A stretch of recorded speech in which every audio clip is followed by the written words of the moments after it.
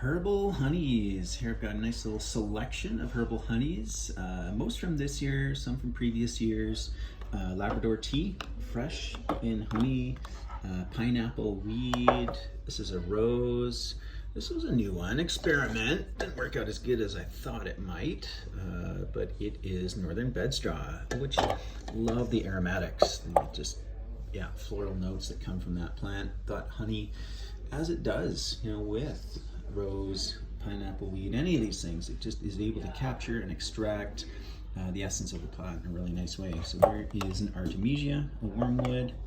We've got a wild haskap berry, psilocybin honey, green pine cone honey, some garden black currants, and dandelion honey. This one actually is already strained, so that's the leftover yellow flower petals.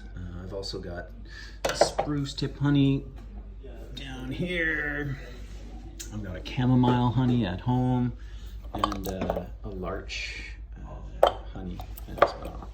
Yeah, absolutely love honeys. This is something that Denise and I share a lot about in our wild medicine making course. We basically just lay out a whole spread, a tasting of all these different herbal honeys, and fantastic for so many applications, and yeah, really great thing to do with your harvest. Herbal honeys.